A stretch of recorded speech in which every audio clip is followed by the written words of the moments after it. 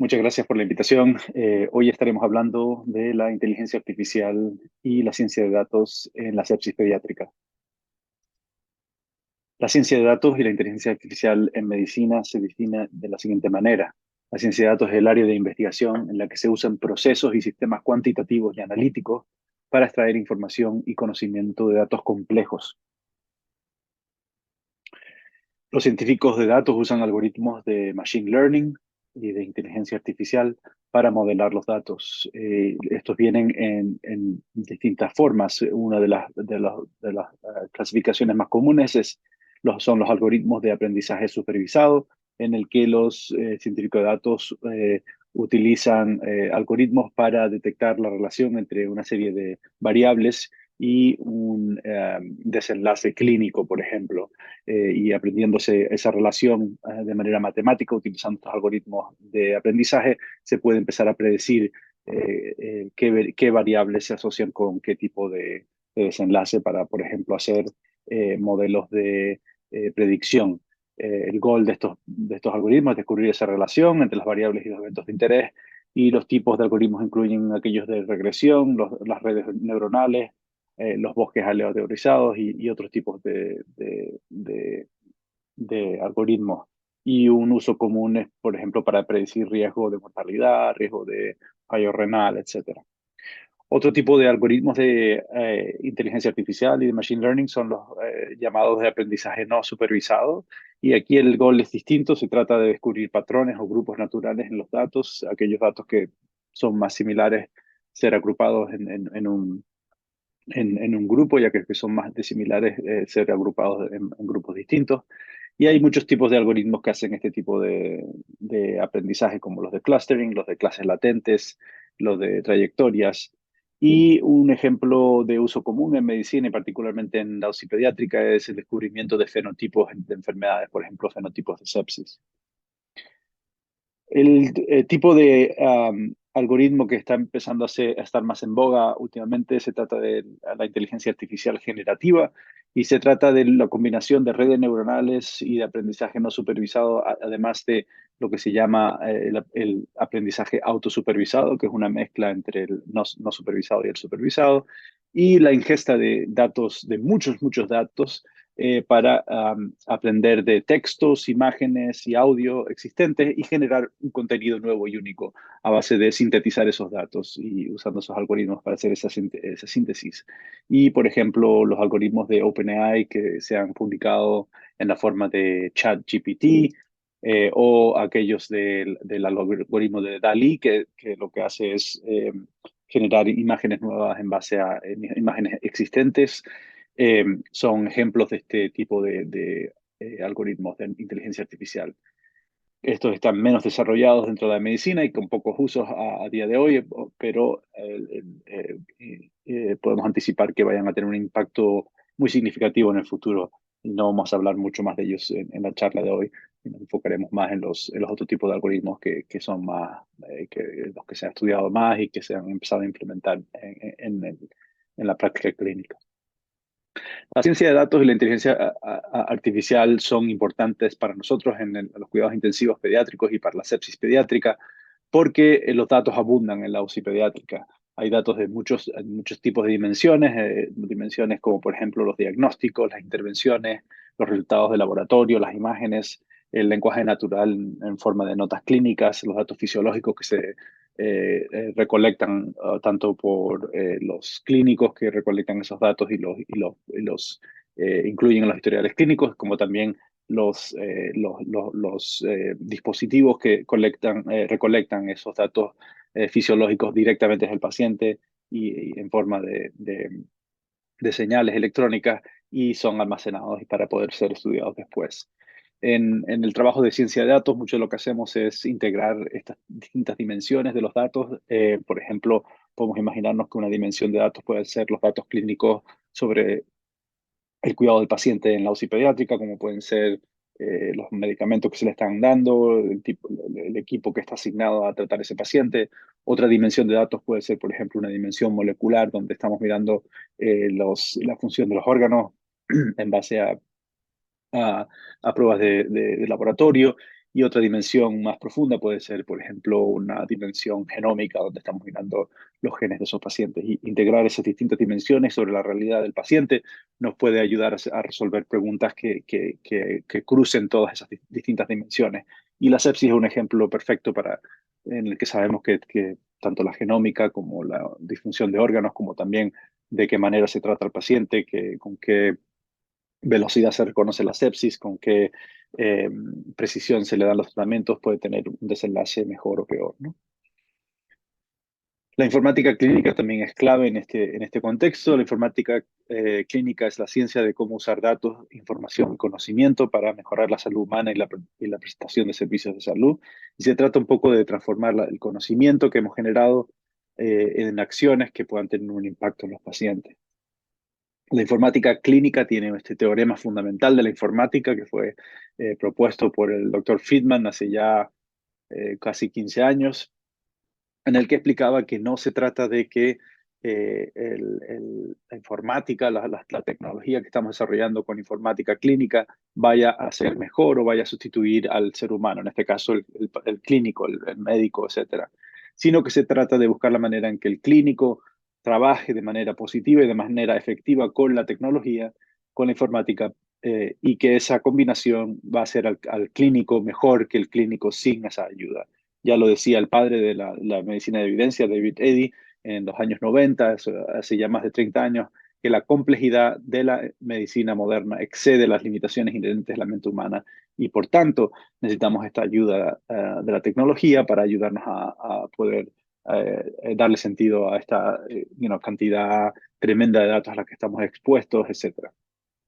Los corolarios de este teorema fundamental es que los humanos son más importantes que la tecnología en este caso. Se trata de buscar esa simbiosis ideal entre el clínico, entre el humano y la tecnología. No se trata simplemente de enfocarse en la tecnología, sino que se trata de esa combinación y los humanos tienen la parte más importante de esa relación. La tecnología debe ofrecer algo nuevo a los humanos que no sepan ya, por ejemplo, un modelo de predicción que le dice al médico que un paciente tiene sepsis cuando ya es evidente que el paciente tiene sepsis y el médico está tratándolo, no sería muy efectivo. Y el éxito de esta interacción entre el humano, entre el clínico y la tecnología es, eh, es lo más importante en este teorema fundamental. Es decir, si esa interacción no funciona bien, si la tecnología es muy, muy buena, pero la interacción no es buena, pues el resultado va a ser peor. Y estamos empezando a ver un poquito cómo la interacción, por ejemplo, de los clínicos, los estudiantes de medicina, etcétera, con tecnología muy avanzada como el ChatGPT, por no saber exactamente cómo la tecnología funciona, se está haciendo potencialmente un uso negativo o un uso no efectivo de esa tecnología y esperemos que no, pero es posible que eso incremente el riesgo de que vaya a afectar a los pacientes de manera negativa. Entonces es siempre importante enfocarse en esa interacción efectiva entre los humanos y la tecnología para tener los mejores resultados y no siempre es el caso. Otro concepto que es importante considerar es el de un sistema de salud que aprende de manera continua. Aquí en Estados Unidos, la Agencia de Investigación de Sanidad y de la Calidad ha propuesto esta definición para un sistema de salud que aprende, lo que llaman el Learning Health System, que es un sistema de salud que usa datos internos y la experiencia local de un sistema de salud y los integra de manera sistemática con la evidencia externa y pone ese conocimiento combinado de la experiencia interna, los datos internos con la evidencia externa en uso en el contexto local para mejorar la salud de los pacientes. Uno puede conceptualizar este sistema de salud que aprende en tres facetas, empezando por abajo en la práctica clínica que genera datos sobre los pacientes, cómo están recibiendo los tratamientos, cómo responden, etcétera. ¿Qué pasa a esa flecha verde a la flecha azul, que es donde vamos de los datos que recolectamos sobre los pacientes y la experiencia clínica para generar conocimientos? Y de ahí pasamos a esa flecha roja a la derecha, que es como llevamos ese conocimiento, lo que hemos aprendido los pacientes, de vuelta a la práctica clínica para mejorar lo que estamos haciendo a base de ese aprendizaje. Y las tres vertientes de este ciclo son la práctica clínica, donde los médicos, las enfermeras, etcétera, tienen la parte más importante. La segunda vertiente, la disciplina que ayuda aquí es la ciencia de datos y la inteligencia artificial para cómo transformar esos datos que recolectamos los pacientes en nuevos conocimientos. Y luego la informática clínica es la tercera parte que transforma ese conocimiento que generamos con la ciencia de datos en productos, en modelos de predicción, en herramientas de apoyo a la decisión clínica que ayudan a mejorar la práctica clínica, y el ciclo continúa de manera continua y continuamente aprendiendo de esos datos para mejorar. Y es muy importante considerar cómo la inteligencia artificial funciona dentro de este sistema integrado en este ciclo y no de manera independiente. Un ejemplo del uso de este tipo de sistema en sepsis es el uso que hemos hecho aquí en nuestro hospital de Lurie Children's en Chicago, donde usamos el, uh, esta estrategia para mejorar el reconocimiento de sepsis usando los historiales electrónicos de nuestros pacientes. El problema que teníamos era que el reconocimiento de sepsis en pacientes hospitalizados era tardío, y lo que hicimos fue recolectar datos retrospectivos de aproximadamente 47.000 pacientes. Implementamos un algoritmo de aprendizaje supervisado para predecir pacientes que tenían sepsis, y generamos un algoritmo que nos daba dos tipos de alertas, una más para saber qué pacientes podían desarrollar sepsis, y otro que era un nivel de alerta más elevado para aquellos que tenían altísimo riesgo para desarrollar sepsis. Y implementamos este algoritmo de manera prospectiva durante un año. Y hubo 8.600 pacientes aproximadamente que estuvieron hospitalizados durante ese año, y vimos que el algoritmo, el modelo, eh, tuvo una precisión adecuada para la implementación clínica, y de ahí que desarrollamos esta herramienta. Ahí lo que ven es una imagen de cómo se presenta esto en nuestro historial electrónico de los pacientes, el historial clínico de los pacientes electrónico, donde vemos score de sepsis, esta escala de sepsis que nos dice en cada momento qué número de riesgo tiene cada paciente, y las razones por las que ese paciente está teniendo una escala más elevada, y por qué creemos que ese paciente está teniendo un riesgo elevado para sepsis, para que los clínicos puedan evaluar a ese paciente y determinar si necesitan empezar un tratamiento específico para sepsis o un distinto tipo de vigilancia.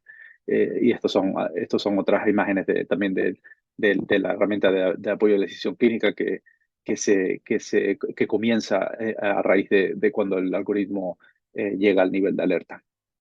Hicimos una serie de intervenciones de educación y de simulación para que los clínicos, los médicos y los residentes del hospital estuvieran familiarizados con esta herramienta antes de que la implementáramos de manera generalizada. Y después la implementamos en las unidades de hospitalización del hospital, y vimos que tuvimos una reducción en las admisiones a la UCI pediátrica desde la planta por sepsis. La ciencia de datos y la medicina de precisión en sepsis es otro elemento muy importante dentro de este contexto. Y la idea general aquí es que no todos los pacientes son iguales, y la inteligencia artificial, la ciencia de datos nos puede ayudar a adivinar empezar a clasificar pacientes en grupos que tengan mejor sentido. Aquí el concepto es el de enriquecimiento pronóstico, que se trata de dividir pacientes en aquellos de mayor riesgo y menor riesgo, así como el enriquecimiento terapéutico o predictivo, que trata de dividir los pacientes entre grupos que vayan a tener mayor o menor respuesta, mejor o peor respuesta a ciertos tratamientos. Eh, un ejemplo de estrategias de enriquecimiento en sepsis incluye este trabajo que hemos hecho, en el que, sabiendo que la sepsis es heterogénea y tiene distintos patrones de disfunción de órganos, estudiamos los patrones de disfunción de órganos en 15.000 pacientes aproximadamente con sepsis y síndrome de disfunción orgánica múltiple en 13 unidades de cuidados intensivos pediátricos en Estados Unidos, usando algoritmos de aprendizaje no supervisado. Y descubrimos este fenotipo con hipoxemia persistente, encefalopatía y choque, en el que vimos que los pacientes tenían una mortalidad 4 veces superior a los otros pacientes, incluso después de controlar por variables de confusión. Tenían mayor inflamación y mayor activación endotelial, y una mejor respuesta a la hidrocortisona y a la infusión de albúmina. Y los resultados de este proyecto es que identificamos un fenotipo con valor un fenotipo con valor pronóstico y terapéutico que esperamos continuar desarrollando en los próximos años y posiblemente de manera prospectiva testear la hipótesis de que este fenotipo puede ser identificado y que podamos usar tratamientos más adecuados, más específicos para este grupo de pacientes que pueda ayudarles a tener una trayectoria de mejoría. Otras oportunidades para la ciencia de datos y la inteligencia artificial en sepsis son muchas, pero una de las más, yo creo, más atractivas es el objetivo de determinar la intensidad terapéutica de tratamientos comunes en sepsis. Y la idea aquí es que si ponemos en una figura el daño que ciertos tratamientos pueden hacerle a un paciente con la intensidad terapéutica, vemos que muchos de estos tratamientos tienen una relación en forma de U, es decir, tipo fluidos, antibióticos, oxígeno, la sedación, etcétera. Si damos muy poquito esos tratamientos cuando son necesarios, eso se resulta en daño. Cuando damos demasiado exceso de ese tratamiento, cuando no es necesario, también puede resultar en daños. Y se trata de un poco buscar ese balance de la intensidad terapéutica que es más efectiva para cada paciente, ¿no? El fluido es un ejemplo perfecto para esto. Los antibióticos son otro ejemplo perfecto en el contexto de sepsis y sepsis bacteriana, en encontrar ese balance de la intensidad terapéutica. Yo creo que la inteligencia artificial, la ciencia de datos puede tener altísimo valor en encontrando este balance adecuado. Bueno, sí, esto ha sido un repaso bastante rápido sobre la inteligencia artificial en sepsis pediátrica. Eh, espero que haya sido entretenido y espero poder encontrarlos en otros foros y continuar discutiendo este campo que es extremadamente interesante. Muchas gracias a todos.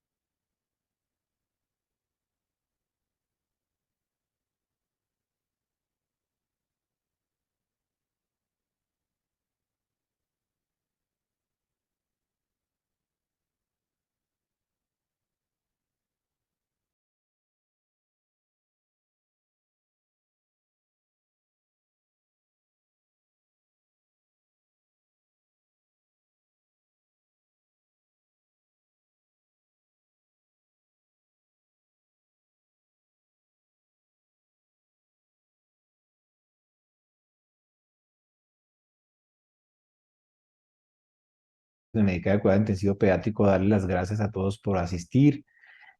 Vamos a continuar con este Día Mundial de la Sepsis con un tema muy interesante luego de la gran conferencia que Nelson nos acaba de presentar. Y vamos a intentar hablar de algo que es un camino nuevo que estamos apenas recorriendo, pero que definitivamente hay que empezar a recorrerlo y es el tratamiento de la sepsis que podemos hacer desde el punto de vista de la microcirculación. No tengo ningún conflicto de interés para declarar para esta conferencia. Esos son los dos sitios donde yo trabajo, que es en la Fundación Cardio Infantil y en la Universidad de La Sabana. Esta es la agenda propuesta para esta presentación en los siguientes 15 minutos y vamos a empezar a desarrollarla y es porque es importante aproximarnos a la microcirculación. Cuando vemos un poco cómo ha cambiado la ciencia en el tiempo, hacia la década del 80 hablábamos de medicina basada en la experiencia, sobre el 2000 de medicina basada en la evidencia y sobre el 2020 estamos avanzando hacia medicina basada en la precisión o en la exactitud, pensando en que una talla no es igual para todos, que es una frase muy popular y que definitivamente muchos ensayos clínicos no consideran fenotipos y otros estudios. Y cuando vemos un poco cuál ha sido el camino recorrido en sepsis, particularmente el Surviving Sepsis Campaign es posiblemente ese gran líder que nos ha llevado por el camino de los consensos en sepsis, empezando en el 2002, vamos ya en 4 versiones, luego 2007, 2017 y 2020, y el Consenso Latinoamericano de Sepsis en el 2021, intentando trabajar para reducir la mortalidad por sepsis a una cifra un poco más aceptable y realmente lo hemos logrado.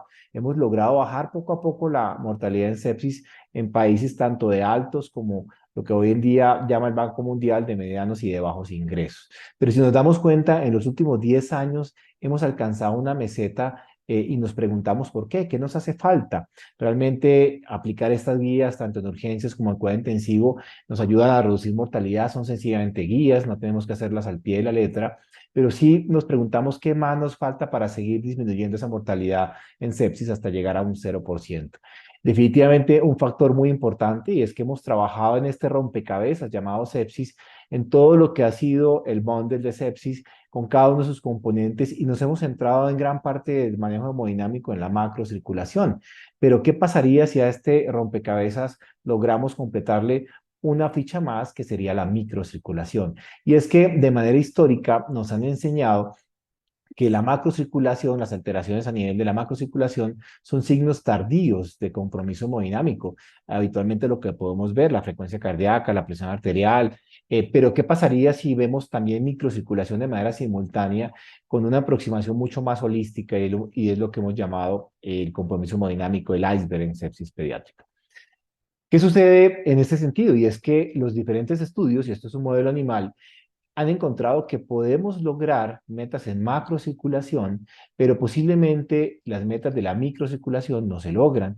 Y eso es lo que se llama incoherencia hemodinámica. Tengo metas de macro, pero en microcirculación todavía no hemos optimizado la entrega de oxígeno. Y es allí donde tenemos que pasar al siguiente punto, y es si este compromiso de daño de la microcirculación es más causa o efecto de esa inflamación en sepsis.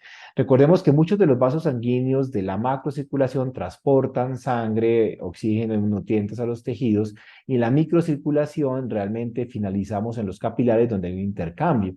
Recordemos que capilar es todo vaso sanguíneo menor a 10 micras con una sola hilera de glóbulos rojos sin una capa muscular. Por eso los vasos de menos de 10 micras no tienen capacidad contráctil per se porque no tienen músculo y los esfínteres precapilares los separan de las metaarteriolas que son más grandes y que sí tienen músculo liso.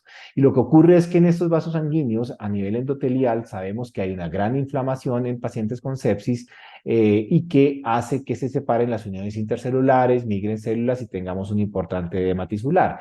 De tal manera que inflamación y activación endotelial es una relación bidireccional. Es decir, a más inflamación, más activación endotelial y a más activación endotelial, más inflamación. Y este endotelio inflamado no va a permitir una buena entrega de oxígeno que a nivel del capilar se hace por dos mecanismos, el mecanismo de convección y el mecanismo de difusión.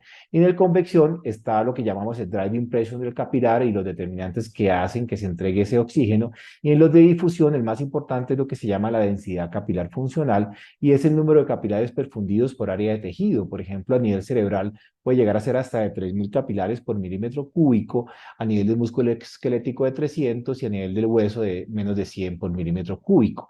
Y es que los capilares transportan este oxígeno, digamos que a través de este glóbulo rojo que va a intentar entregarlo al tejido, al intersticio y finalmente a la célula, pero podría llegar a aumentar hasta un 500% el flujo del capilar para mejorar esa entrega de oxígeno. Por ese driving de presión del capilar depende de la diferencia entre la presión capilar y la presión venosa. Y es determinada muchas veces por el flujo, porque un solo capilar puede estar irrigado de varios vasos sanguíneos y drenado también por varias vénulas a ese nivel. Y es muy importante, además de la característica anatómica, lo que se ha denominado el efecto Ferrius del capilar, y es que de acuerdo al diámetro de cada vaso sanguíneo hay distribución de entrega de oxígeno diferente con disminución del hematocrito en los capilares habitualmente mucho más pequeños y es dependiente de que la velocidad de los glóbulos rojos es diferente frente a la velocidad en que va el plasma. Entonces, de tal manera que si tenemos inflamación, más activación endotelial, vamos a tener alteración de la perfusión. Y a nivel de la perfusión están descritos cuatro patrones en pacientes con sepsis que ustedes logran ver aquí en esta imagen de videomicroscopía sublingual, los glóbulos rojos pasando por los vasos sanguíneos en pacientes con sepsis. Entonces vemos cuatro patrones de heterogeneidad en la perfusión de capilares. Hay menos densidad capilar funcional, cambia la velocidad de los glóbulos rojos, que va a depender de capilares un poquito más grandes, y los capilares pequeños, la densidad capilar funcional, no responden a la variación local de esa demanda de oxígeno, y eso es lo característico. ¿Y por qué pasa? Porque fundamentalmente está alterado la célula endotelial con migración por inflamación y por otros fenómenos importantes. ¿Qué es lo que tenemos que saber nosotros? Que hay biomarcadores de activación endotelial en cada uno de sus componentes, de perfusión, inflamación, coagulación y permeabilidad vascular, algunos generales, otros específicos, y muchas veces los tenemos en la práctica clínica y no los interpretamos como tal, como biomarcadores generales de activación endotelial. Uno de ellos, a la cabecera del paciente, es el tiempo de llenado capilar, y recientemente nuestro grupo de investigación encontrábamos que un tiempo de llenado capilar mayor a 2 segundos es un muy buen predictor de degradación del glicocális de mayor volumen sanguíneo en capilares pequeños, pero menor porcentaje en capilares un poco más grandes. Entonces, definitivamente, ¿qué tenemos de opciones terapéuticas para intentar, desde el punto de vista de la microcirculación, estabilizar el paciente con sepsis y buscar fundamentalmente empezar a recorrer un camino? Aquí solamente estamos empezando a construir la mejor evidencia posible y partimos del concepto grande del bundle de sepsis y de sus 5 componentes, sabiendo que fundamentalmente es una enfermedad tiempo dependiente. Requerimos un reconocimiento temprano, una buena reanimación hídrica, una buena administración de oxígeno, antibiótico temprano y vasoactivos de manera precoz. Entonces, ¿cómo podemos intervenir la microcirculación? Hay diferentes estrategias que han descrito, no solamente en choque cardiogénico, sino muchas de ellas en choque séptico. Vamos a revisar las más importantes y las más mencionadas, partiendo de la reanimación hídrica y el daño que puede ocurrir con ella en la microcirculación. Aquí les presento los 4 fluidos vitales que creo que son fundamentales para cualquier ser humano. Y el cuarto de ellos, las soluciones balanceadas, son de las soluciones que más han estudiado los líquidos de reanimación hídrica en términos de cómo afectan la microcirculación. Ese es un trabajo muy interesante del grupo de Holanda en adultos, en donde se daban cuenta cómo el volumen de reanimación hídrica afectaba de manera directa el endotelio, generando mayor degradación y productos de degradación del glicocális como el heparansulfato. En 186 adultos con sepsis y choque séptico, por cada 1 litro de bolos de fluidos aumentaba prácticamente al doble este producto de degradación del glicocális, el heparansulfato, y estaba mucho más alto en los pacientes que no sobrevivían con respecto a los pacientes que sobrevivían. De tal manera que ese volumen de bolos de fluidos independientemente se asociaba a activación endotelial, porque en principio un glicocális sano se opone a ese paso de flujo de fluido transvascular y adhesión de leucocitos. Muchos de ustedes conocen nuestro trabajo, que no solamente el volumen, sino la calidad del tipo de fluidos que utilicemos, en donde nosotros encontrábamos que en la microcirculación se altera de manera importante el endotelio y el glicocális cuando nosotros reanimamos con soluciones no balanceadas, particularmente con solución salina al 0,9%. Y esta degradación podría llevar a más inflamación, más acidosis metabólica, lesión renal y aumento de la permeabilidad vascular. Y algo que encontramos es que se asociaba fuertemente, luego de hacer un análisis multivariado, controlando factores de confusión, a hipercloremia. Y recientemente Stinson y colaboradores encontraba que un cloro mayor a 110 miliequivalentes por litro es un factor de riesgo de mortalidad y de falla de más de ellos 2 órganos a los 7 días. Entonces, vemos que hay que hacer para proteger la microcirculación una reanimación hídrica racional en términos de volumen y composición. Pero, ¿qué sucede con vasopresores inotrópicos?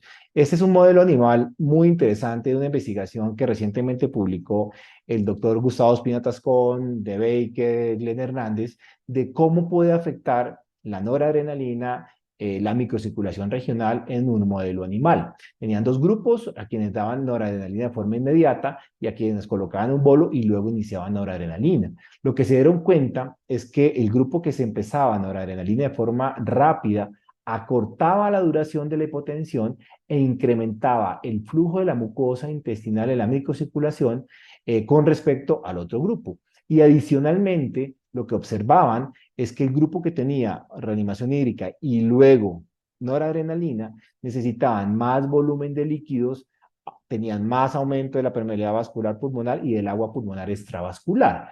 Entonces, se buscaba plantear hipótesis de cuál es la causa, y lo que plantea este grupo es que el daño endotelial se magnificaba por la inflamación y por la administración de cristaloides en exceso. En una investigación que nuestro grupo terminó hace un tiempo y que está sometida, encontrábamos en niños con sepsis que el tiempo de llenado capilar se asociaba a cambios en la microcirculación, pero fundamentalmente también los vasopresores no lo encontramos asociado a disminución de variables de microcirculación como el grupo anterior. Por el contrario, mejoraban. Y si pensamos un poquito en términos de la anatomía, Recordemos que los capilares funcionales más pequeños de 4 a 6 micras no tienen capa de músculo liso. Entonces, los vasopresores podrían llegar a afectar los capilares un poquito más grande y habitualmente lo que encontramos es que con incoherencia hemodinámica había más mortalidad. ¿Qué sucede con el milrinone? Fundamentalmente en modelos animales se ha encontrado que ese milrinone puede mejorar la microcirculación en términos de densidad capilar, es decir, el capilar que está para intercambio, en términos de velocidad de glóbulos rojos y puede llegar a tener alteraciones o modificación de algunos biomarcadores inflamatorios. Nosotros también investigábamos y nos preguntábamos eso en nuestro grupo. En 140 niños con sepsis encontramos que el milrinone mejoraba la densidad capilar funcional, o sea, los capilares que están para intercambio gaseoso, había mejor reclutamiento capilar, menos degradación de glicocálisis y por lo tanto menos inflamación y menos falla orgánica múltiple. De hecho, existía casi 60% menos posibilidad de tener la ferritina pues elevada en los pacientes que recibían milrinol. Otra posible enfoque puede ser a nivel de la corrección de hipoalbuminemia. Muchas veces algunos creen que es un problema menor en sepsis, muchos creemos que no, porque asociamos un nivel bajo de albúmina con otros problemas como nutricionales y realmente no es así. Luego, algunas horas de una enfermedad aguda, como cualquiera de estas, hay inflamación y existe hipoalbuminemia, es decir, la hipoalbuminemia deberíamos interpretarlo como sinónimo de inflamación por un comportamiento en condiciones inflamatorias tanto en la síntesis hepática y su distribución en plasma y a nivel intersticial. De tal manera que el nivel de albúmina sérica que nosotros habitualmente hablamos en sangre depende de una rata de síntesis, de una eliminación y una redistribución en el intersticio. Y hay varios estudios que han demostrado que la albúmina baja se asocia posiblemente a una mayor mortalidad, es decir, si logramos corregir la hipoalbuminemia, existiría menos mortalidad tanto en estudios de adultos como de niños. Se asocia esa corrección de la hipoalbuminemia a una menor estancia hospitalaria, desenlaces, estrategia costo efectiva y menos inflamación y activación endotelial. Nuestro grupo, en 125 niños con sepsis, también encontrábamos que ese bajo nivel de albúmina alteraba la microcirculación. Encontramos que los pacientes inicialmente tenían mayor densidad capilar funcional, es decir, buscaban como mecanismo compensatorio reclutar más capilares pequeños, pero ese bajo nivel de albúmina por su carga negativa existía mayor daño de glicocálisis, mayor aumento de la permeabilidad y apoptosis, con un paciente que si tenía hipoalbuminemia podía existir un porcentaje de volumen sanguíneo mayor en capilares más grandes y eso se asoció a mayor necesidad de ventilación mecánica. Entonces, lo que encontramos es que la hipoalbuminemia en niños con sepsis se asocia a cambios en la microcirculación, aumento de la permeabilidad vascular y degradación del glicocálice endotelial. Y ya para finalizar, hay que empezar a mirar hacia otros lados y empezar a explorar otros caminos. Y aquí les quiero contar una historia muy interesante y es la historia de lo que ha denominado la OMS y recientemente National Geographic las zonas azules.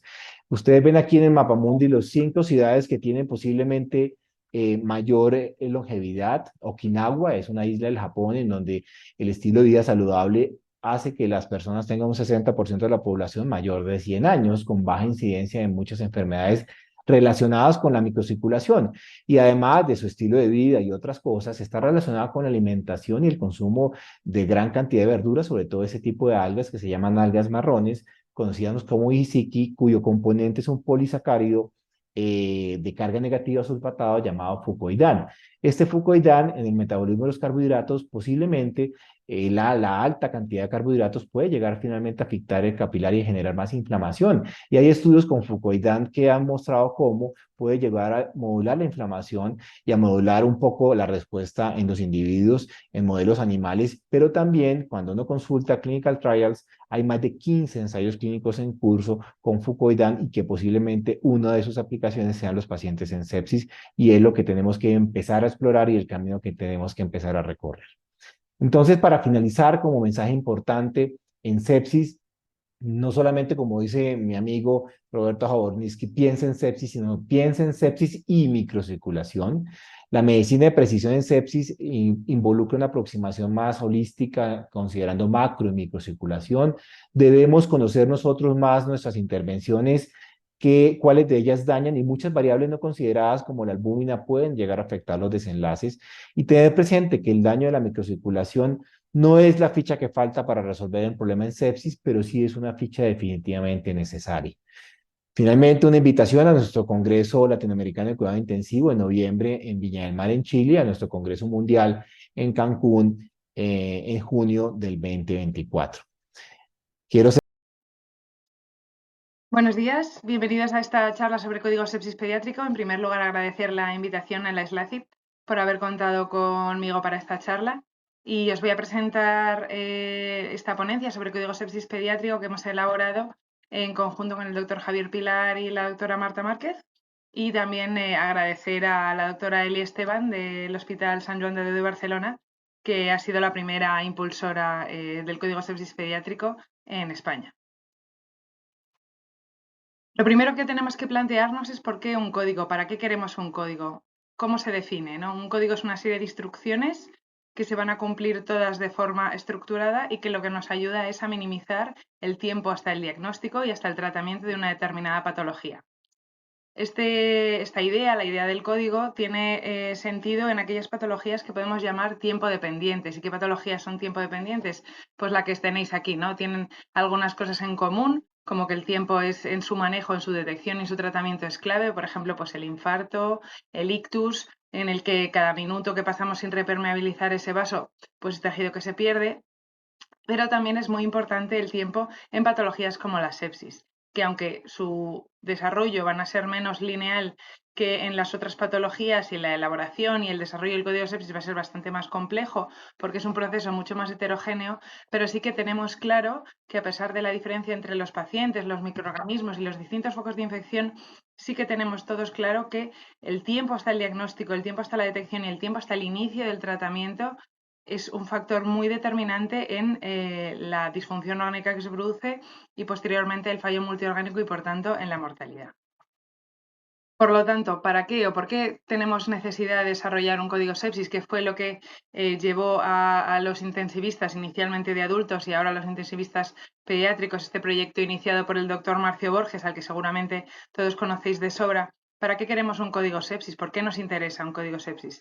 Primero, porque es una patología con una prevalencia elevadísima, independientemente del nivel socioeconómico del país, del mundo, de la zona. Es una patología muy, muy frecuente que puede ocurrir en cualquier edad, aunque sabemos que la mayor prevalencia se va a encontrar en los niños más pequeños, por debajo de los 5 años, y que sobre todo va a tener una gran morbimortalidad en términos también de consumo de recursos económicos y de recursos materiales, y va a tener también una gran cantidad de secuelas, tanto a corto como medio como largo plazo, que es lo que denominamos síndrome postsepsis. Esta morbimortalidad se va a ver afectada por una serie de factores. Hay factores sobre los cuales no podemos alterar, no podemos ejercer ningún efecto, pero sin embargo sí existen otros factores que llamamos factores modificables que pueden influir en cómo se desarrolle la sepsis o en que ocurra o no ocurra y la magnitud con la que ocurre el proceso, ¿no? Vamos a tener factores, por ejemplo, en cuanto a la prevención. Por ejemplo, un factor de prevención podría ser tener el calendario vacunal completo, mismamente, ¿no? Y sin embargo, también tenemos otros factores que son relativos al manejo, ¿no? Y son en estos factores del manejo en donde vamos a incidir en el código sepsis, ¿no? En detectar pronto la patología y empezar pronto el tratamiento y las medidas de resucitación. Y como es una enfermedad a tiempo dependiente, este es un código que supone un riesgo vital, con lo cual su implementación pues es claramente necesaria y muy importante en cualquier ámbito sanitario. ¿Qué necesitamos para desarrollar este tipo de códigos de riesgo vital? En concreto, por ejemplo, el código sepsis. Pues en primer lugar, como veis a la izquierda, necesitamos el apoyo de la evidencia científica, necesitamos guías de tratamiento, como por ejemplo las de la Surviving Sepsis Campaign, a la que todos nos referimos, ¿no? En su última edición de 2021, que ahora mismo son, digamos, el documento de referencia general del tratamiento de esta patología, y también tenemos la necesidad de adaptar esas guías a nuestro contexto, ¿no? Podéis ver, por ejemplo, abajo el protocolo de diagnóstico y de tratamiento del shock séptico de nuestra Sociedad Española de Cuidados Intensivos, que sigue las guías que hemos mencionado anteriormente, pero adapta ese manejo y adapta esas condiciones a nuestro entorno. Lo segundo que necesitamos, aparte del apoyo de la evidencia científica, es claramente el apoyo institucional. Un código es imposible llevarlo a cabo si no tenemos recursos y si la administración y la gerencia de los hospitales no invierte en tener esta estructura del código sepsis, ¿no?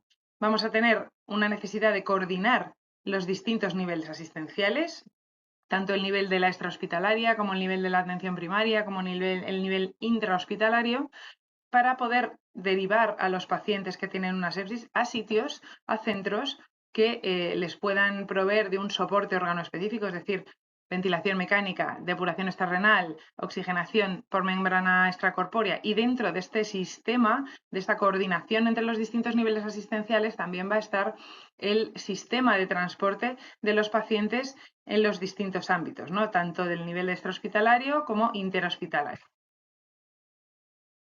Por lo tanto, ¿cuál va a ser el objetivo final del código sepsis? ¿No? Pues proveer o dar una cobertura homogénea a todos los pacientes de nuestro sistema sanitario, independientemente del lugar donde se produzca esa primera atención, donde se desarrolle la sepsis, ¿no? Para eso, y para poder asegurar que se atiende igual una sepsis en la atención primaria que la extrahospitalaria, que dentro del hospital, necesitamos tener una estructura que favorezca una detección precoz, una atención inicial coordinada y estructurada, y también una coordinación interhospitalaria y de los hospitales con el servicio de emergencias extrahospitalario, ¿no? Para eso, pues necesitamos seguir una serie de pasos, o se han seguido una serie de pasos en los códigos que se han desarrollado en nuestro país, con el objetivo, primero, de sensibilizar y formar a todo nuestro personal, tanto residentes como adjuntos como enfermeras. Primero hemos tenido que consensuar unos criterios de detección, ¿no?, de diagnóstico de la sepsis y unas medidas de atención inicial que se van a transmitir a este personal en la formación, y además hemos tenido que validar los criterios de diagnóstico y de detección y establecer unos circuitos de coordinación entre los distintos niveles asistenciales. Y luego, por último, lo más importante, que es el siguiente paso, y es en el paso en el que ahora que estamos empezando a desarrollar los códigos sepsis, que llevan relativamente poco tiempo, tenemos que ir tendiendo, es registrar esa actividad que vamos haciendo, esos pacientes que vamos recogiendo y tratando, y hacer indicadores, establecer indicadores y medidas de desempeño, digamos, para evaluar la efectividad y la utilidad del código sepsis en los distintos niveles. ¿Cómo se ha desarrollado y cómo se han implementado los códigos sepsis en nuestro país? Pues en primer lugar, aparte de realizar un trabajo multidisciplinar, tanto con especialistas de adultos como con especialistas pediátricos, en la elaboración de un documento de consenso y de un protocolo de diagnóstico y de tratamiento del código sepsis, basándonos pues ya en los códigos previamente se habían desarrollado en otros hospitales y en otras comunidades autónomas, pues a partir de ahí se ha realizado una difusión de estos documentos y de estas estrategias, ¿no? Se han dado, en primer lugar, charlas formativas a residentes, adjuntos, enfermeras y técnicos de cuidados auxiliares de enfermería. Es muy importante que todos los estamentos o todos los componentes del sistema sanitario estén representados en esas charlas, porque este código no se entiende y no se puede desarrollar si no existe un trabajo en equipo y un trabajo coordinado por parte de los diferentes elementos del sistema, y es muy importante distinguir o extender estas charlas y esta formación tanto al personal que atiende a los pacientes en urgencias como al personal que atiende a los pacientes en los circuitos de hospitalización, porque la activación y el funcionamiento de estas unidades normalmente suele ser radicalmente distinto, al menos en nuestros hospitales sí que lo es, y los especialistas y el personal también es distinto y los mecanismos y circuitos de activación también, con lo cual es importante tener una adaptación de estos códigos sepsis en cada uno de estos entornos, ¿no? Además, pues en distintas comunidades autónomas se han elaborado pues, cursos online de formación en varias comunidades autónomas como Cataluña, Madrid, Castilla-La Mancha, y además existen jornadas formativas del código sepsis y encuentros del código sepsis anuales entre todos los especialistas para ver el desempeño y para, digamos, mejorar todas esas dificultades que hayan podido surgir. Es muy importante también, y se ha creado grupos de trabajo por zonas, tanto en las distintas comunidades autónomas como en los códigos tanto para adultos como para especialistas pediátricos, y una vez que se han desarrollado y se han implementado estas y se ha informado al personal sobre el documento del código sepsis y el desarrollo de esta implementación, ha tenido lugar una fase piloto. Esa fase piloto pues tiene ciertas dificultades, ¿no? Porque el código sepsis, al igual que las definiciones de la sepsis, suele tener la dificultad de cómo balancear la sensibilidad y la especificidad, ¿no? Por un lado, si tenemos un código con unos criterios de detección demasiado sensibles, ¿no? Como por ejemplo eran los del síndrome de respuesta inflamatoria sistémica, que ha sido una de las principales dificultades de esta definición a lo largo de su desarrollo, pues puede llevar a que se activen muchísimos códigos, a que se traten muchísimas sepsis o muchísimos pacientes que podrían parecer sepsis pero que finalmente no lo son. Y finalmente esto puede llevar a cabo a que haya una falta de adherencia al código, ¿no? A que ya parece como que si se activa demasiado frecuentemente ya la gente pierde la fe en que el código va a ser capaz de detectar correctamente la sepsis. Por otro lado, si ponemos unos criterios demasiado específicos, demasiado restrictivos, pues vamos a tener un nivel de detección más bajo y seguramente se nos van a escapar bastantes pacientes y esto puede llevar a cabo un aumento de la morbimortalidad y eso también es algo que no es deseable, ¿no? Con lo cual es muy importante encontrar un equilibrio entre la sensibilidad y la especificidad del código, lo cual, pues como veréis cuando implementéis los vuestros, pues no es nada fácil. Por lo tanto, ¿qué hemos aprendido del desarrollo de estos códigos sepsis en nuestro país y qué podemos transmitir o qué podemos decir que os pueda ser de utilidad? Pues en primer lugar, que el apoyo institucional es fundamental. Es muy importante que todos los hospitales y todas las gerencias de los hospitales destinen recursos, destinen personal y destinen infraestructura para crear estos códigos sepsis. Sin el apoyo institucional, este tipo de códigos no pueden funcionar, sobre todo a nivel de coordinación de los distintos niveles asistenciales. En segundo lugar, que es un engranaje y que tiene que haber un abordaje multidisciplinar, no solo a nivel de medicina, enfermería, técnicos, sino a nivel de los distintos especialistas. Es muy importante tener a bordo al internista, al especialista en infecciosas, al pediatra general de la hospitalización, de la urgencia, a cuidados intensivos, al microbiólogo, al infectólogo, porque todas estas partes van a ser claves para que estos códigos funcionen adecuadamente. Es muy importante, como decíamos antes, que se destinen recursos, porque si no es imposible implementar estas estrategias que realmente luego son muy complejas. Es muy importante que los documentos sean concisos, sean prácticos. No necesitamos un documento de 40 páginas. Todo aquello que no sea un documento estructurado, fácil de leer, fácil de implementar, puede ir en anexos y toda esa información complementaria puede ir en anexos y se puede consultar más tarde. Que es importante buscar un consenso y vamos a tener a lo largo del desarrollo de estos códigos gente que los podamos llamar, como decimos nosotros, ¿no? Los believers, como somos nosotros, ¿no? Que creen que estos códigos son útiles. Hay gente que cree que estos códigos no son útiles y que directamente hay gente que piensa que deberían desaparecer, con lo cual es muy importante intentar llegar a un consenso, ¿no? Y estos códigos además tienen esa dificultad en la implementación a todos los niveles, tanto en la extrahospitalaria como en el desarrollo de los códigos intrahospitalarios, como en la imbricación de estos entre sí, ¿no? Y además es una cosa que hay que ir, como veis ahí en la arcilla, moldeando poco a poco y aprendiendo de la experiencia para intentar mejorar todos los detalles o todas las dificultades que puedan surgir.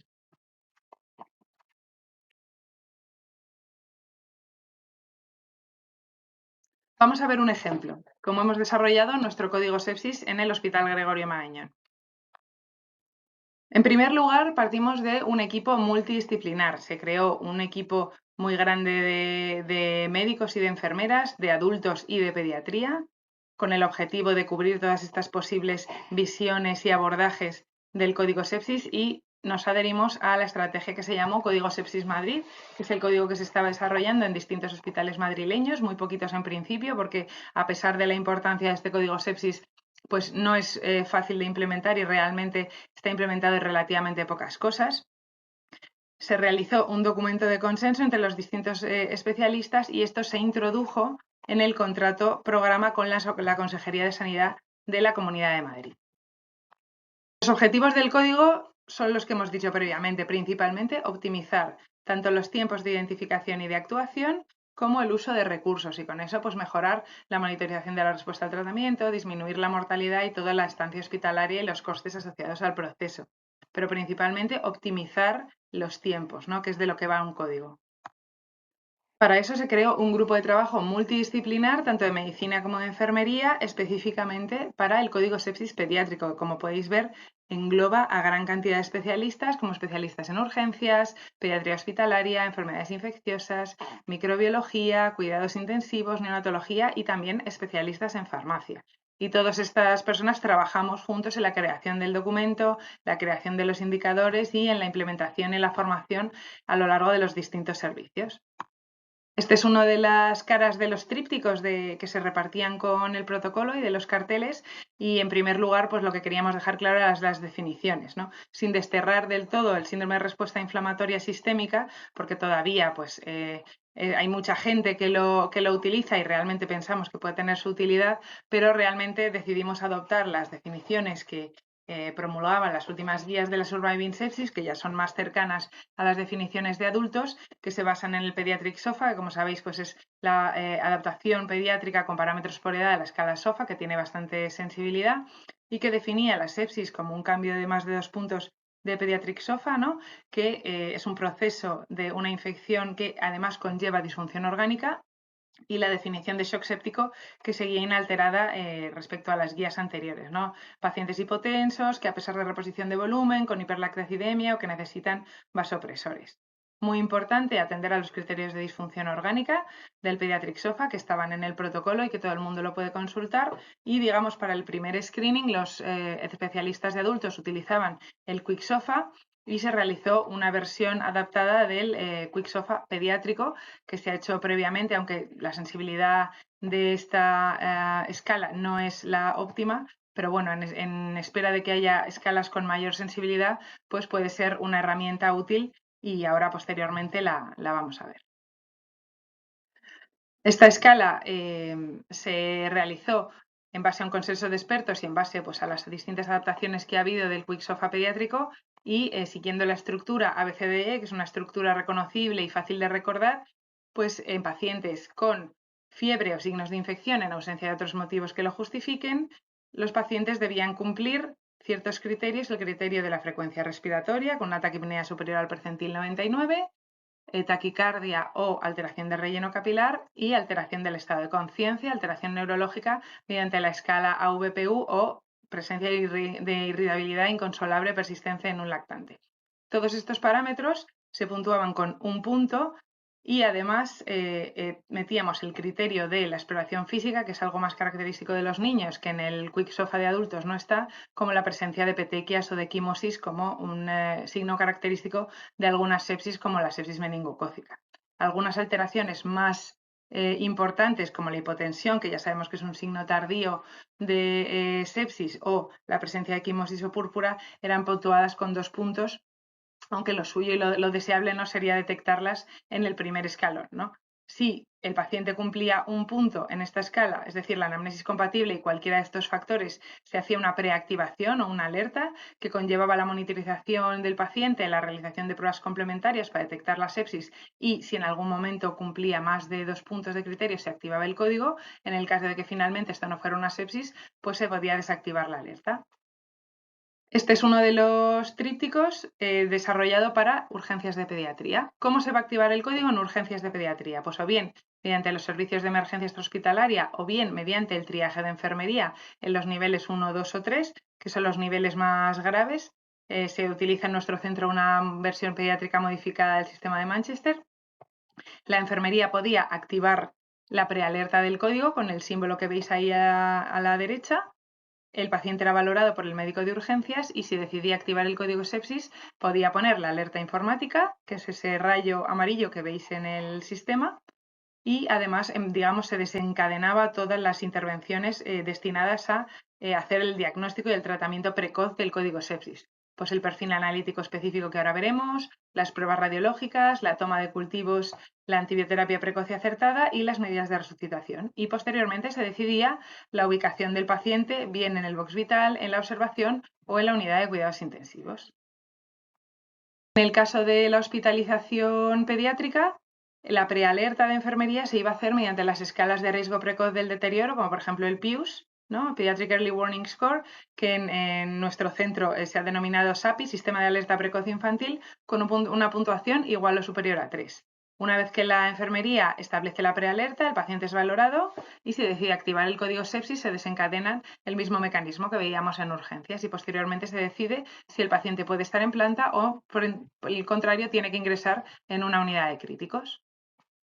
Por lo tanto, como resumen, y esta es otra de las partes de los trípticos que se repartían con el código, la definición de la sospecha de sepsis, la confirmación, solicitar el perfil analítico, radiológico y microbiológico. En el caso de la confirmación, administrar oxígeno, activar el código informáticamente y continuar con el resto de las medidas.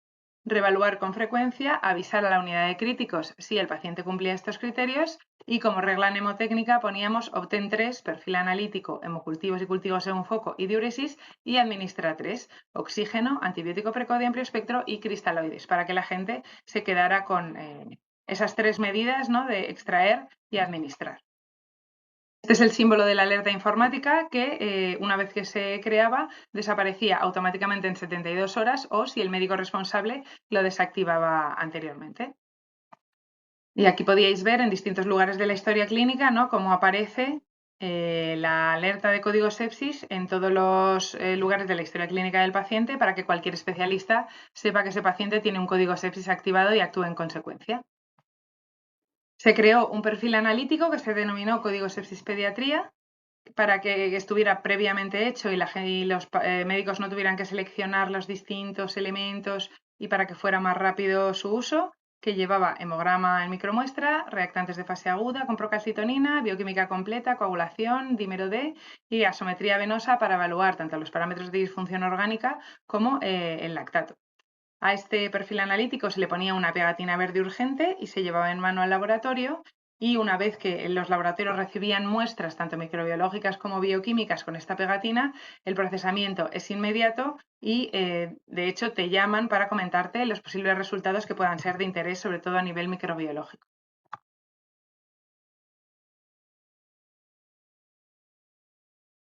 En cuanto al tratamiento antibiótico, pues puntos clave a tener en cuenta que se resaltan claramente en el código sepsis, pues que el antibiótico a poder ser sea a la primera hora, por supuesto intravenoso, sin ajuste a función renal. Se puede valorar incluso en shock séptico administrar dosis de carga, por ejemplo en el caso de los betalactámicos, y la elección del antibiótico en función del paciente, del foco y de la flora y de la epidemiología local. Se creó también un protocolo en la farmacia hospitalaria, en el programa informático que tenemos en el hospital, llamado Código Sepsis Pediatría, que permitía tener disponible todos los antibióticos de amplio espectro más frecuentemente utilizados en el tratamiento de la sepsis en pediatría y en neonatos, sin que el farmacéutico tuviera que autorizarlos previamente, para que se pudieran extraer del sistema de forma inmediata, con orientación en las dosis y en la que solamente había que meter el peso del paciente. Todos estos antibióticos que veis aquí, que son los que principalmente utilizamos, y por supuesto, y haciendo hincapié en ajustar y desescalar según la evolución y el aislamiento, y además el sistema de la auditoría del programa de optimización de uso de antibióticos del hospital evalúa semanalmente, 2 veces en semana, los códigos sepsis y las prescripciones antibióticas y ofrece asesoramiento sobre resultados y posible desescalada para hacer un uso razonable y lógico de la antibioterapia en espectro.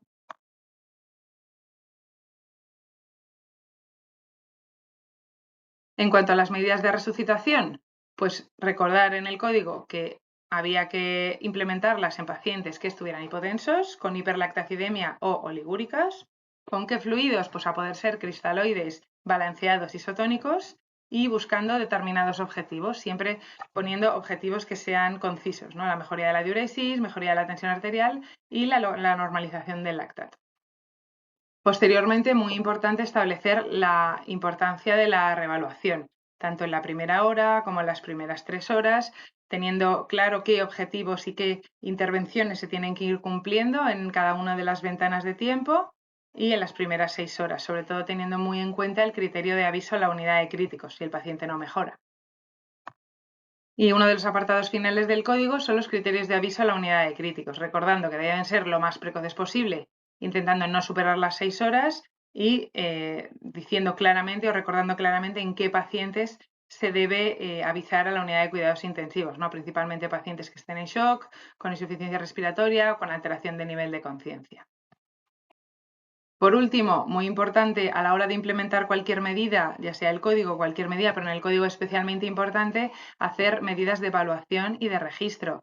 Registrar los pacientes en bases de datos para poder posteriormente evaluar los resultados y darnos feedback y mejorar la implementación y mejorar el desarrollo y el funcionamiento del código en las distintas partes del hospital.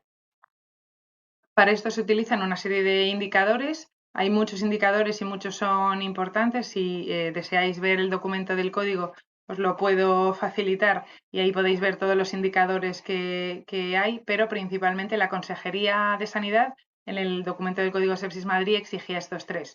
¿Qué porcentaje de pacientes se tomaban las constantes vitales completas? ¿Qué porcentaje de pacientes se alertaba y posteriormente se activaba finalmente el código sepsis? Y por último, qué porcentaje de toma de hemocultivos antes de iniciar la antibioterapia había en aquellos pacientes en los que se activaba un código. Como os decía, hay otros indicadores que también son importantes, como por ejemplo en cuántos pacientes se pone el antibiótico realmente en la primera hora, pero realmente pues los que nuestra Consejería de Sanidad exigía pues eran estos tres. Y finalmente me despido dándos las gracias a todos por vuestra atención, por estar presentes en este Día de la Sepsis, que es tan importante la difusión de toda esta información. Y os dejo una foto de nuestro grupo del Código Sepsis del Hospital Universitario Gregorio Marañón. Y finalmente, pues agradecer de nuevo a Eli y Esteban su colaboración en esta presentación y también a mis compañeros Javier, Pilar y Marta por su ayuda y por haber trabajado conjuntamente para traeros esto a esta jornada. Muchísimas gracias.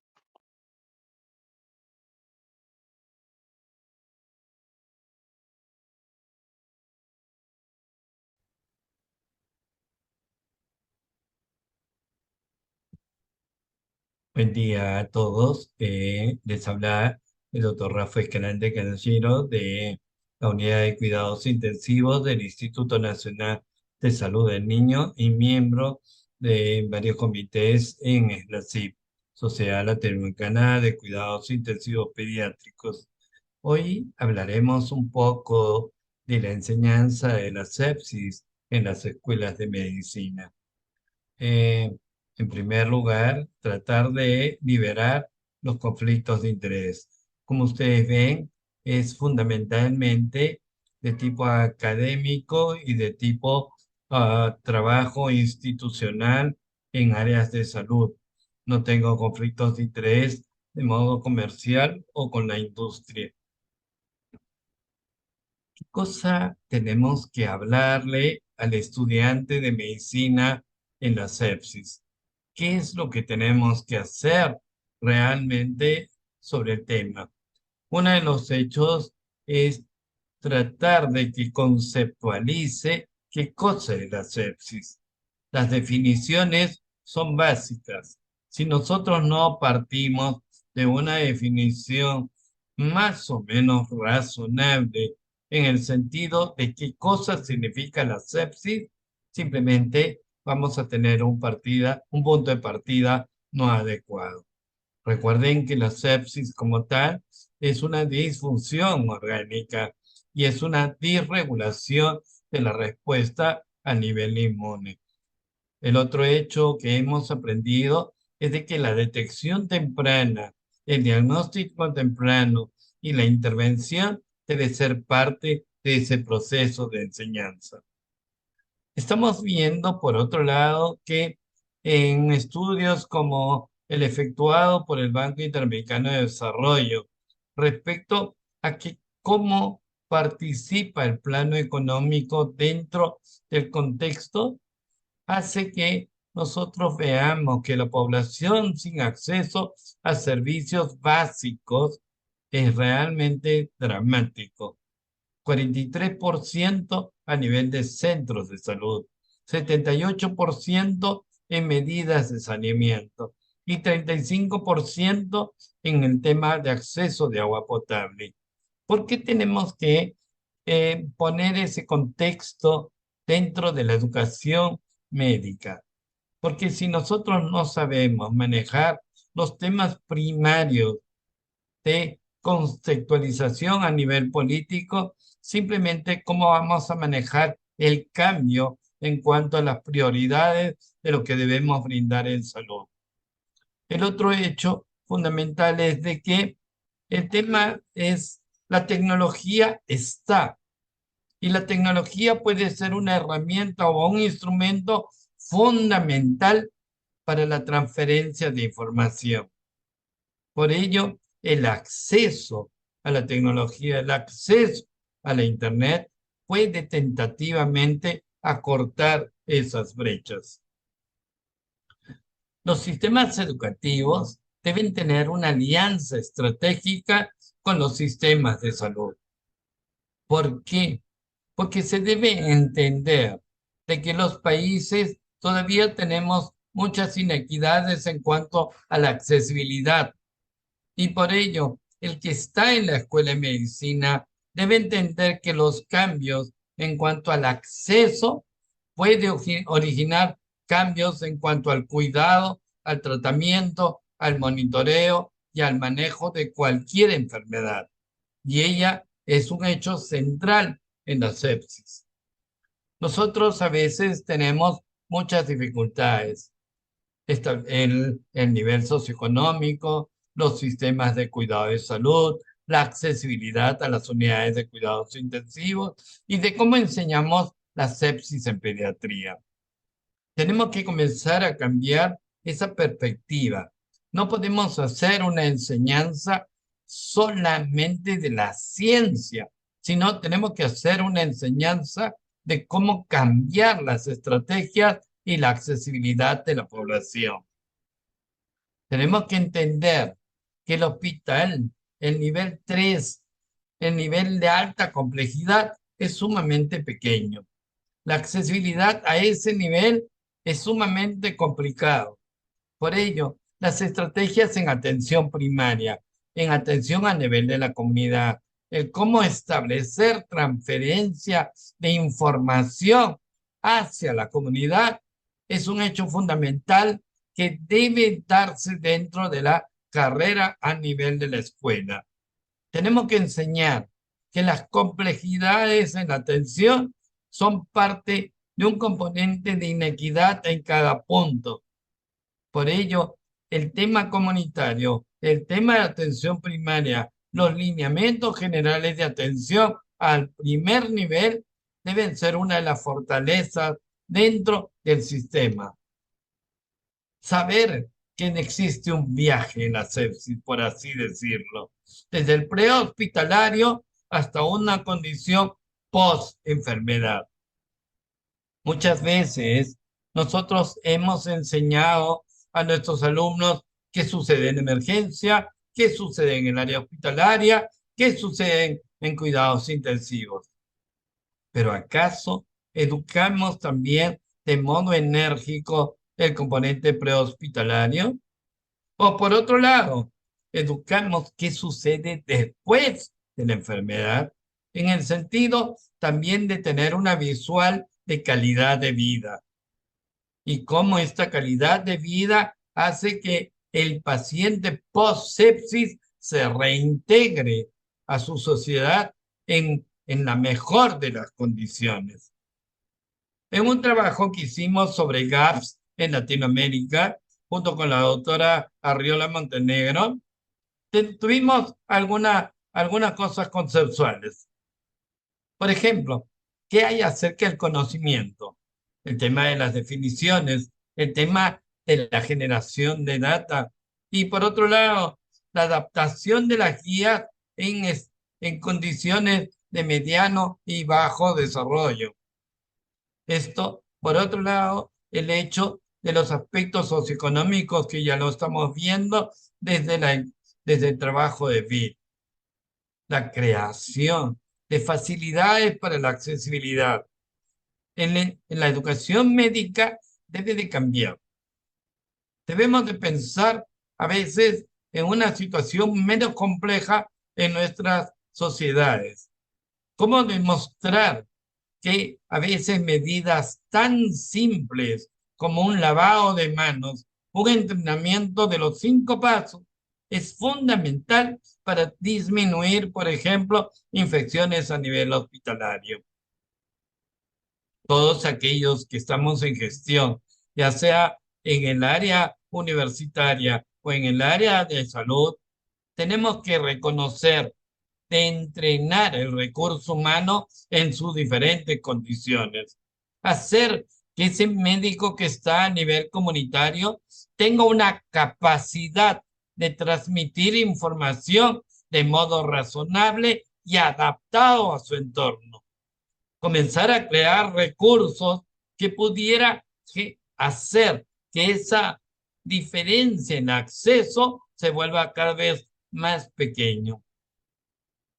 También, por otro lado, el hecho de fortalecer al recurso que se dedica a trabajar en las áreas más periféricas y promover definitivamente una descentralización de toda la complejidad del sistema de salud. Por ello, creo que la universidad, la facultad, la escuela debe cambiar su perspectiva en cuanto a cómo enseñar.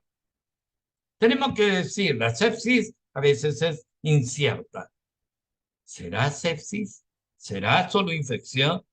¿O es una reacción que yo puedo medirla a través de QSOFA? O de repente tengo indicadores para disfunción orgánica. Pero ello va a depender de que nosotros enseñemos a nuestros alumnos a que la sepsis ocasiona sistemas de respuesta individuales, particulares. Cada vez estamos volviendo un poco más al tema individualización del manejo, personalización del tratamiento, personalización del diagnóstico. Tenemos que comenzar a trabajar esos aspectos. Definitivamente reconocer la sepsis es un trabajo. Tenemos que buscar los signos de infección. Tenemos que ver los riesgos que significa tener un foco y que ésta pueda representar un componente de riesgo para disfunción. ¿Acaso yo puedo identificar rápidamente, por ejemplo, en el dibujo de la derecha, donde está un perrito sentado? Algo así se vuelve la sepsis en un área hospitalaria. Tenemos que comenzar a mirar cómo está la evolución de la enfermedad, cuál es el impacto de la morbilidad, mortalidad, los aspectos epidemiológicos, indicadores como estancia hospitalaria, accesibilidad a las áreas complejas y, por otro lado, optimizar recursos, reconocer la disfunción y la falla como impacto en la calidad de vida posterior. Tenemos que medir, tenemos que enseñar al estudiante de que los indicadores, la medición, el aparataje, que significa recolección de data, es muy importante para poder cambiar una estructura. No necesitamos más guías. Tenemos que adaptar y tener un juicio alrededor de ella. Creo que está bien. Podemos ir actualizando, sumando conocimiento, información, experiencia. Pero también debemos saber trabajar lo que ya tenemos. Tenemos que sospechar, tenemos que diagnosticar, tenemos que confirmar y tenemos que manejar. Ello debe ser la línea del conocimiento a nivel de las escuelas. Cuando nosotros vemos el QSOFA, por ejemplo, y lo valoramos en el extrahospitalario, estamos valorando en realidad el riesgo de que realmente pueda hacer una sepsis. Hace un tiempo se comenzó a imprimir un concepto, really sick, el realmente enfermo. Hoy debemos también transportarlo al tema, ¿realmente será una sepsis? Y por otro lado, tenemos que comenzar a calificar de modo enérgico el tema de la disfunción. El hecho de que ya tengamos algunas definiciones como QSOFA o la variable SOFA hace que nosotros también disminuyamos el impacto de mortalidad. Siempre se ha hablado alrededor de 7,6 por demora en el tiempo de inicio de antibióticos, 15% por disminución en la actividad o la disfunción de cada órgano, 30% de mortalidad asociada solo en el diagnóstico sepsis y hasta 40% cuando tiene un componente de choque. Pero, ¿esos números significan algo? Esos números son datos de tipo epidemiológico poblacional, pero que nos van a enseñar y que tenemos que enseñar a utilizarlo para disminuir el impacto sobre el paciente, sobre la persona. Tenemos que comenzar a mirar aspectos de geopolítica. ¿Cómo está el tema de desarrollo económico? ¿Cómo está el desarrollo humano dentro de todo el sistema de salud? El alumno no puede tener en este momento una mirada tunelada. Debe tener una conceptual globalizada de lo que significa la enfermedad y la sepsis. Tenemos que comenzar a entender que estamos educando hacia el futuro. Definitivamente el ahora funciona, pero también tenemos que tener una nueva visual, un nuevo horizonte.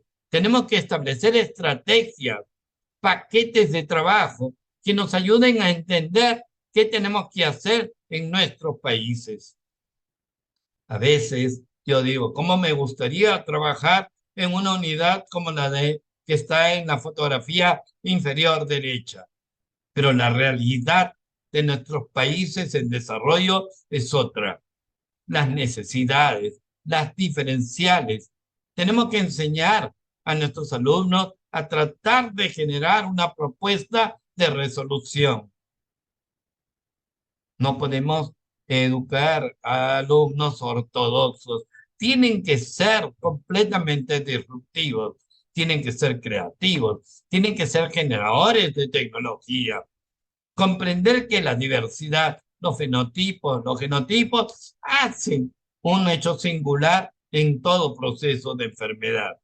¿Qué nos preocupa realmente a veces? Nuestro alumno en nuestra escuela sabe definir la sepsis, reconoce los signos, síntomas, desarrolla estrategia para detección temprana de sepsis. Recuerden que sepsis es tiempo dependiente, tanto el diagnóstico como tratamiento. Saber discutir los statements, recomendaciones, guías, buscar la mejor evidencia para el manejo. Y por otro lado, mejorar las prácticas en nuestros países en desarrollo. Ello hace que nosotros podamos optimizar infraestructura, recursos, locación de un servicio de salud. Tenemos que entender que la sepsis requiere medidas específicas bajo un conceptual de calidad. Y esto significa identificación, datos, riesgos. Tenemos que saber que ahora la sepsis no solamente la enfermedad y el tratamiento, sino que sucede en el post. Muchas veces no nos preocupamos tanto en enseñar el tema de post-enfermedad. ¿Cómo está ese síndrome post-sepsis? ¿Qué calidad de vida? ¿Cómo está su disfunción? ¿Qué capacidad cognitiva tiene en el momento post-sepsis? ¿Y cuál es el pronóstico a largo tiempo? Son consideraciones que tienen que ver con la salud, el hecho cognitivo, la salud emocional y la salud social. Todo ello significa calidad de vida post-enfermedad. Tenemos que comenzar a hablar sobre estos temas. Ya no nos enfoquemos tanto a veces en el desarrollo mismo de la enfermedad, sino cuál es el impacto, porque ello va a costar a la sociedad, va a costar a la familia, va a costar a la comunidad. Ese hecho hace que en un trabajo que se desarrolló con la doctora Godoy Carrillo, por ejemplo, tener una propuesta de decir qué cosa tenemos en la sepsis, cuál es nuestra hipótesis, qué manejos debemos de ejercer a nivel de sanitario, educativo, de inversión, cuáles son nuestros retos. Eso es lo que nosotros debemos lograr para poder hacer algo. Mejoramiento, conocimiento de la sepsis, mejoramiento en aspectos socioeconómicos, tratar de mejorar el hecho del componente educativo, intervenir a nivel político y por otro lado los manejos de nivel social y de pronóstico al futuro. La sepsis es una enfermedad que impacta severamente a nuestro paciente, pero no pensemos solo en nuestro paciente, impacta en nuestra comunidad, en la sociedad, en el país. Gracias, ha sido un placer.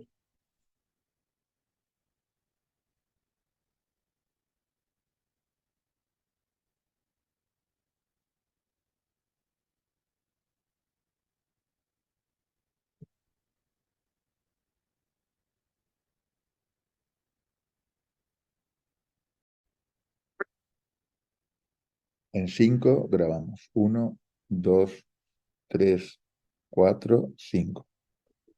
Buenos días, buenas tardes, buenas noches, depende del lugar que nos están escuchando, depende del momento que quieran escuchar este webinario. Desde el Comité de Sepsis de la Sociedad Latinoamericana de Cuidados Intensivos Pediátricos, quiero agradecerles a todos ustedes, tanto participantes como disertantes, por haber estado en este Día Mundial de la Lucha contra la Sepsis. En los próximos minutos hablaré hacia dónde vamos en la definición de la sepsis, pero más que la definición, lo que a mí me gusta siempre es hablar de los criterios de la sepsis.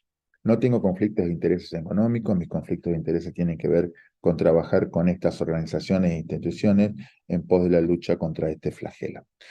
No les voy a contar el final de la película, primero porque no la sé y segunda porque la misma va a ser proyectada en enero del 2024 en el marco del Congreso de la Sociedad de Cuidados Críticos de los Estados Unidos.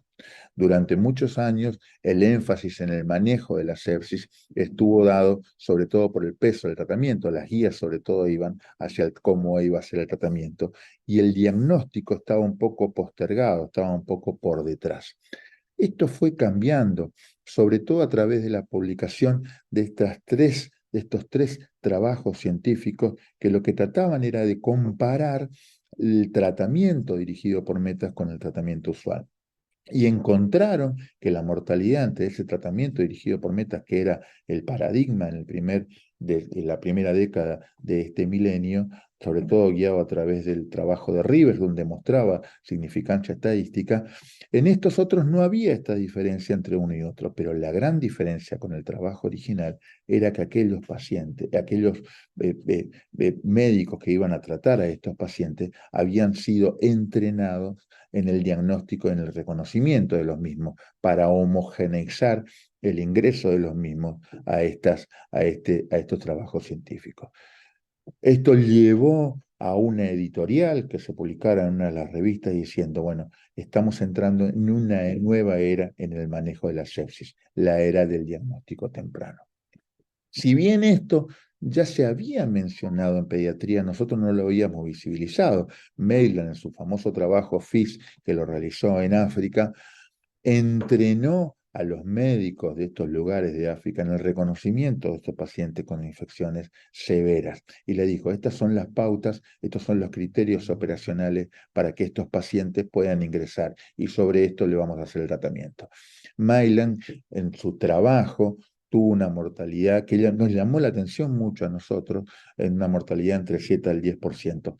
En ese mismo momento que Maitland estaba haciendo este trabajo científico para ver esto y este reconocimiento, en la Argentina hicimos un trabajo epidemiológico y la mortalidad en la Argentina era casi 4 veces mayor. Esto también lo vimos recientemente en el trabajo publicado por De Souza en Brasil sobre la epidemiología de la sepsis pediátrica en dicho país. Y tomando en cuenta algunas de estas variables, sobre todo la parte de la atención inicial, ellos vieron que no hubo mayores diferencias entre aquellos tratados con una resucitación adecuada con líquidos o aquellos que hayan alcanzado un paquete de medidas acorde a lo que son las guías. Sí, tal vez en el uso del tratamiento con antibiótico temprano, pero cuando fueron a ver el tiempo de diagnóstico, aquellos que fueron no sobrevivientes tardaron 3 veces más en ser reconocidos que tenían una sepsis o un shock séptico. En Latinoamérica, los emergentólogos pediátricos también hicieron un estudio prospectivo, pero para ingresar a los pacientes, primero definieron, bueno, ¿quiénes vamos a ingresar? ¿Cómo nos vamos a preparar para eso? Y dijeron, bueno, aquellos pacientes que tienen factores de riesgo, criterios clínicos y sensación visceral del médico, estos son los pacientes que lo vamos a ingresar. O sea, trabajaron sobre un diagnóstico inicial temprano para luego ver cuál es el tratamiento. En un primer momento se sintieron desilusionados porque dijeron, con respecto al tratamiento, solamente el 13% hizo las guías, pero cuando uno mira más ampliamente todo este estudio, se ve que la mortalidad de ellos fue la mitad de los estudios epidemiológicos que se estaban haciendo en ese momento en Latinoamérica. Fíjense lo que es el SPRED-P, que le decía que tiene casi 20% de mortalidad, y en la Argentina, que todavía no lo hemos publicado, pero ya lo hemos terminado, cerca del 17% de mortalidad. O sea, descendieron al 10% haciendo el diagnóstico temprano. Algunos conceptos que hemos aprendido en estos últimos años respecto al tema de las definiciones, del diagnóstico y los criterios operacionales. Una de ellas es que la sepsis es un concepto. La sepsis tiene lo mismo que el amor, lo mismo que la libertad, lo mismo que la honestidad o la confianza, es un concepto de una entidad médica que puede tener que un síndrome y que puede tener muchos de estos criterios operacionales y que nosotros la forma que lo podamos reconocer. Y para eso necesitamos estos criterios, es decir, estos son los puntos que nos hacen reconocer. Y estos no siempre son lo mismo que pasa por el amor. Los criterios del operacional no son lo mismo. Los criterios para la amistad, para el equipo de fútbol, para país, para los hijos, para las parejas, no siempre es lo mismo. Entonces, la definición de sepsis lleva implícito que es una infección, que es una respuesta inmune desregulada, que esta respuesta inmune desregulada llega a fallo de órganos y que esto amenaza de vida. Ese es el concepto. Tal vez en el futuro debamos ver si ese fallo de órganos es local o es un órgano alejado. Por ejemplo, una bronquiolitis que entra un respirador artificial. ¿Es una sepsis o no es una sepsis? Y lo que necesitamos si son aquellos agregarle a esta definición, a este concepto, los criterios operacionales para reconocimiento temprano, porque hasta ahora con esto de los fallos de órganos generalmente es en la emergencia o tardíamente en la UCI, donde nosotros los vemos a los pacientes. Sin embargo, necesitamos que se hagan estos criterios aún para ser reconocidos mucho más tempranamente, porque como lo marcamos anteriormente, esto mejora el pronóstico de los pacientes. Ahora, es muy fácil decirlo, necesitamos criterios operacionales, pero miren todas las variables que nosotros necesitamos para establecer esos criterios operacionales. Esto es lo que ha estudiado el grupo que está trabajando en las definiciones de sepsis y tratando de llevar adelante todos estos puntos para definir en los distintos lugares cómo podemos hacer, cómo decirle a las personas que el médico o la médica o el trabajador de salud que está al lado de los pacientes en el mundo, cómo puede reconocer a la sepsis. Y posiblemente estos criterios operacionales no sean los mismos para todos, para la investigación, para la clínica, las cuestiones administrativas, realmente también haya criterios operacionales distintos y tal vez nos encontremos con eso en las próximas definiciones. Porque nosotros siempre queremos y creemos que las enfermedades, hay una línea, hay una frontera que dice esto es lo normal o de la enfermedad. Sin embargo, como nos dicen los biólogos, esta zona de rareza que establece ese límite, esa frontera, en algunas entidades no están. Por ejemplo, un ornitorrinco, ¿qué es? ¿Es un ave? ¿Es un mamífero? ¿Qué es? Bueno, lo mismo pasa con la sepsis. Estas zonas de rareza muchas veces no existen y hacen muy difícil el establecimiento de estos criterios operacionales. Hasta ahora los criterios operacionales que lo hemos tenido, lo que hemos tratado y que hemos buscado a través de scores, pero estos sobre todo se han establecido, se han estudiado y se han mirado sobre todo en las terapias intensivas, muy poco por fuera de la terapia intensiva.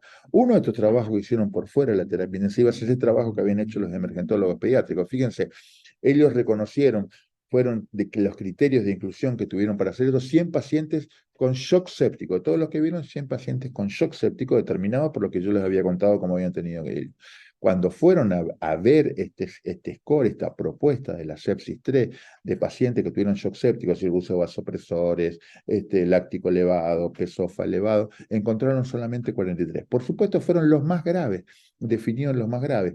Ese grupo tuvo el 36% de la mortalidad, pero también muchos de ellos quedaron afuera. Es más, cuando fueron a ver el QSOFA, vieron que el 41% era QSOFA negativa, haciendo que esta herramienta no pueda ser aplicada como para gatillar algún tipo de conducta, como para empezar algún tipo de conducta. Lo mismo que pasó en Brasil con los adultos, en las emergencias de adultos, donde se vio que casi el 60% de los pacientes eran QSOFA negativos. Entonces, ¿hacia dónde vamos con esto de las definiciones? Esto es un camino, es un largo proyecto. Comenzó ya hace unos años. La intención era que en el 2020 se hubieran publicado. Pasaron muchas cosas. Uno, la dificultad de esto, de las definiciones, pero por otro, asimismo, nos ha pasado la pandemia y esto ha dificultado, pero también ha creado mucha colaboración a nivel mundial para saber este grupo de investigadores, este grupo que está trabajando en la sepsis, en las definiciones de sepsis, preguntó a gran parte del mundo, muchos de ustedes participaron en decir, a ver, ¿cómo le preguntamos a la gente para que entienda, a los médicos, a nuestros colegas? Esto se hizo una encuesta en el 2019, antes de que comenzara la pandemia. Muchos de ustedes de Latinoamérica han participado, de hecho Latinoamérica ha sido una de los lugares que más ha participado con opiniones sobre lo que significaba la sepsis, lo que se pensaba, que se piensa que es la sepsis o el shock séptico, y eso fue traducido posteriormente en documentos. Es decir, hacia dónde creo que van a ir, eso es algo personal, hacia dónde creo que van a ir las próximas definiciones o los criterios operacionales, tratando de reconocer y haciendo un diagnóstico y también viendo la gravedad del mismo. Este diagnóstico va a ser una sospecha de sepsis, a ver si hay una sepsis crítica, como lo define el grupo de los hospitales de América, este grupo que trabaja en la mejora de la sepsis, o el shock, o cómo se ve o cómo se reconoce el shock séptico. Van a haber también algunos criterios que tengan que ver con la sepsis de alto riesgo y la sepsis de bajo riesgo. Y tal vez no en esta, pero en futuras reuniones y definiciones y publicaciones que tengan que ver con las definiciones, también van a empezar a trabajar con la identificación o los criterios para determinar la sepsis hiperferritinémica, como le llama Carcillo, o que tenga un síndrome de activación macrofágica, porque son las que más inflamaciones tienen. A posteriori, esto sí creo que sí va a venir mucho más adelante, tendremos que empezar a ver cuáles son aquellos criterios que nos hagan pensar que algunos pacientes van a responder a algunos tipos de tratamiento, por ejemplo, los corticoides, o no, o serán resistentes y andarán mal. Y eso también esos son criterios que lo tenemos que poner más adelante. ¿Cuáles son estos criterios operacionales? Muchos de estos ustedes los han expresado a través de las encuestas. Esto era para reconocer a la sepsis. Esto era para reconocer el shock séptico, esto es lo que se ha publicado y todas las encuestas que ustedes han hecho para decir distintos puntos para reconocerlo a estas entidades. El grupo de trabajo en las definiciones ha identificado, ha hecho un metaanálisis, ha identificado más de 50 variables en trabajos que han juntado un poco más de 150.000 pacientes. Estos, los puntos que ustedes ven abajo, son aquellos que realmente van a llamar la atención y seguramente sean incluidos en el tema más que definición, a mí me gusta decir, en los criterios operacionales que nos lleven a identificar a los pacientes que están más delicados, que tienen la posibilidad de peor pronóstico. Esto se ha trabajado a través en